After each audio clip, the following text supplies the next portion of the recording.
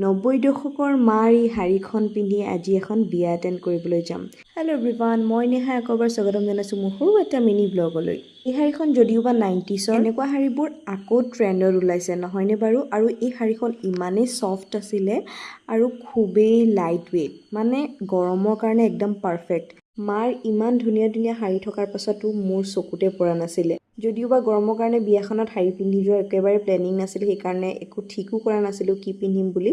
এনেকুৱাতে মাৰ কাপোৰবোৰ চাওঁতে চাওঁতে এই শাড়ীখন একদম চকুত পৰিলে আৰু এইখনকে পিন্ধিলোঁ। আৰু আপোনালোকে জনাব মোক কেনেকুৱা লাগিছে আৰু শাড়ীখন কেনেকুৱা লাগিছে। ইমানেই ধুনীয়া পিচ পিংক কালাৰৰ শাড়ীখন। আপোনালোকে জনাব দেই মোক এই শাড়ীখন পিন্ধি কেনেকুৱা লাগিছে আৰু মোৰ মেকআপ চেকআপ কেনেকুৱা হৈছে, গোটেই আউটকামটো কেনেকুৱা হৈছে জনাবলৈ নাপাহৰিব কমেণ্ট বক্সত। আৰু এতিয়া আমি ওলাই পৰিলোঁ বেটেৰীত। আমি গৈ আছোঁ নিমাইজান, আৰু প্ৰথমবাৰৰ বাবে নিমাইজান গৈছোঁ। অলপ ৰাস্তাবোৰ খেলি মেলিয়ে হৈ গৈছিলে, যি কি নহওক অৱশেষত পালোহি বিয়া ঘৰ।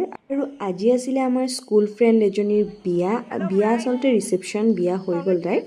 আৰু এয়া চাওকচোন ইমানেই মৰম লাগিছে। আৰু ব্ৰাইডৰ নাম হৈছে কবিতা দেই, আৰু তাইৰ হাজবেণ্ডৰ লগত চিনাকি কৰাই দিলে আমাক। আৰু এতিয়া ব্ৰাইডে আৰু গ্ৰুমে ফটো মাৰি আছে আৰু লগতে আমিও আড্ডা মাৰি আছোঁ। আড্ডাৰ লগে লগে কফি কাপো খাই ল'লোঁ। আৰু এতিয়া আমাৰ অলপ পগলামিবোৰ শুনক। এটা গাহৰি, এইটো গাহৰিক গাহৰি কৈছে। মই গাহৰি পোৱালি হয়, তই গাহৰি মা। আৰু বহি বহি আমি ইটোৱে সিটোক ৰোষ্টিং কৰি আছিলোঁ। আৰু আহি পালে জুবলি, আৰু ভাবিলে আচৰিত লাগে আমি ইমান ডাঙৰ হৈ গ'লোঁ। চাওকচোন তাই পোৱালি লৈ আহিছে। মানে সময়বোৰ ইমান পুতুককৈ আগবাঢ়ি গৈছে নহয়নে বাৰু? বেচেৰাম দুকাপ খাইছ তাইক কহ কেলেকে নিছ চি কৰা।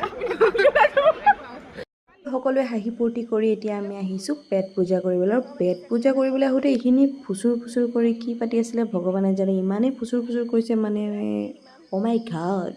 খাবলৈ আহিছে নে গচিপ কৰিবলৈ আহিছে ভগৱানে জানে। এইবোৰক বাদ দি মেলি আহিলোঁ মই পেট পূজা কৰিবলৈ, কাৰণ তাহাঁতি কি গচিপ কৰিছে ভগৱানে জানে।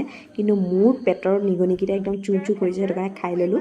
আৰু খাই বৈ অলপ দেৰি বহি মেলি ঘৰলৈ ওলালোঁ, কাৰণ বহুত দূৰৰ ৰাস্তা আৰু সোনকালে যাব লাগিব, নহ'লে ঘৰত ধুলাই পাৰেগা। Bye bye. আৰু আজিৰ ভিডিঅ'টো ইমানতে সমাপ্ত কৰিছোঁ। ভিডিঅ'টো ভাল লাগিলে লাইক কমেণ্ট শ্বেয়াৰ এটা কৰি দিব। বাই।